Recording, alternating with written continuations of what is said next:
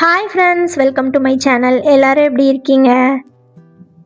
நம்ம இன்னைக்கு பார்க்க போகிற ரெசிபி என்னன்னு பார்த்தீங்கன்னா, பூண்டு தக்காளி தொக்கு தாங்க.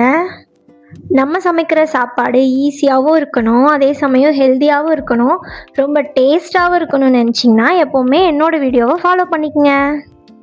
சரி வாங்க நம்ம தொக்கு செய்ய ஸ்டார்ட் பண்ணிடலாம். அதுக்கு ஃபஸ்ட்டு ஒரு கடாயில் 1 ஸ்பூன் கடுகு, 1/2 ஸ்பூன் வெந்தயம் போட்டு நல்லா வறுத்துக்கோங்க, எண்ணெய் எதுவுமே ஊற்றாமல்.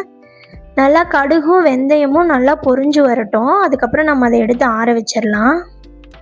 நான் இன்றைக்கி 1 கிலோ நல்லா பழுத்த தக்காளி எடுத்திருக்கேங்க. அதில் இருக்க காம்பெல்லாம் கட் பண்ணிவிட்டு 2 கட் பண்ணி வச்சுருக்கேன். நம்ம எண்ணெய் எதுவுமே ஊற்றாமல் அதே கடாயில் போட்டு நம்ம அப்படியே வேக வச்சுக்கலாங்க தக்காளியை. இது நம்ம வேக வச்சு தான் பண்ண போகிறோம், அதனால் எண்ணெய்லாம் சேர்க்க வேண்டாம். அப்படியே சும்மா போட்டுட்டு 2 பரட்டி விட்ருங்க. உப்பு சேர்த்துக்கலாம் நம்ம தொக்குக்கு தேவையான அளவுக்கு. அது நல்லா வெந்துருங்க. அப்படியே மூடி போட்டு வச்சிடலாம். நல்லா வெந்ததுக்கப்புறம் ஒரு நெல்லிக்காய் சைஸ் அளவுக்கு புளி, 1 கிலோ தக்காளினா ஒரு நெல்லிக்காய் சைஸ் அளவுக்கு, பெரிய நெல்லிக்காய் சைஸ் அளவுக்கு புளி போட்டிருக்கேன். நீங்களும் அதே அளவு போட்டிங்கன்னா கரெக்டாக இருக்கும். அவ்வளோதாங்க, தக்காளி வெந்துருச்சு. அது கூட நம்ம 1 ஸ்பூன் வரமிளகாத்தூள், 1 ஸ்பூன் காஷ்மீரி மிளகாத்தூள் போட்டுக்கலாம் கலருக்காக. நீங்கள் உங்களுக்கு காரம் இன்னும் ஜாஸ்தி வேணும்னா இன்னும் கொஞ்சம் எக்ஸ்ட்ரா போட்டுக்கோங்க. அதை அப்படியே ஆற வச்சிடலாங்க. இப்போ அதே கடாயில் ஒரு 100 ml அளவுக்கு எண்ணெய் ஊற்றிக்கோங்க.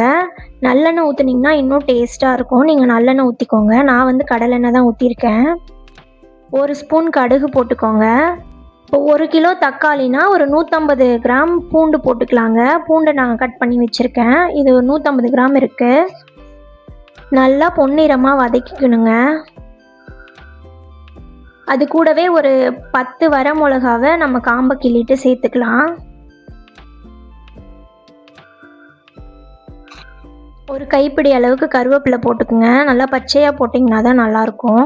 காஞ்சது கருவேப்பிலையோட பச்சை கருவேப்பிலை டேஸ்ட்டாக இருக்கும். ஒரு 1/2 ஸ்பூன் பெருங்காயத்தூள் போட்டுக்கோங்க, நல்லா வாசனையாக இருக்கும்.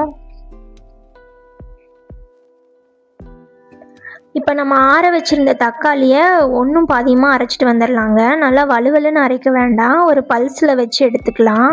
அப்போ கொஞ்சம் தரன்னு இருந்தால் தான் நம்மளுக்கு சாப்பிட்றதுக்கு டேஸ்ட்டாக இருக்கும். அதை அப்படியே உள்ளே ஊற்றிடலாங்க. நீங்கள் ஒரு வாட்டி செஞ்சு பாருங்கள், சூப்பராக இருக்கும்.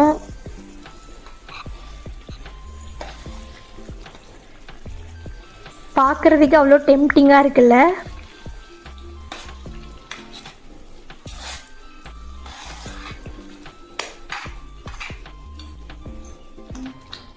அப்படியே ஒரு மூடி போட்டு வச்சிடலாங்க.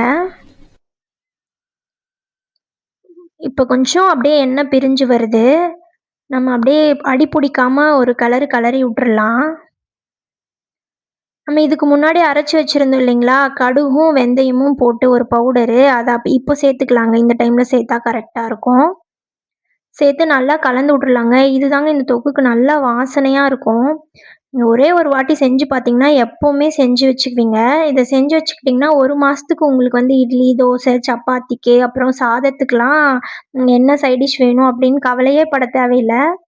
சூப்பராக இருக்குங்க. கண்டிப்பாக ட்ரை பண்ணுங்கள்.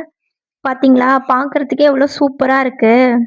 ட்ரை பண்ணி பார்த்துட்டு நீங்கள் கமெண்ட்டில் சொல்லுங்கள். நான்லாம் சின்ன பிள்ளையா இருக்கும்போது எங்கள் அம்மா வேக வைக்காமல் அப்படியே வெயிலில் வச்சு ஊறுகாய் மாதிரி பண்ணுவாங்க. அது இன்னும் சூப்பராக இருக்கும். ஆனால் இதுவும் அதே டேஸ்ட்டில் தாங்க இருக்குது. நம்மளுக்கு இப்போ எங்கே வெயிலில் வச்சு 4 நாள் கழித்து செய்கிற அளவுக்குலாம் பொறுமை இல்லை.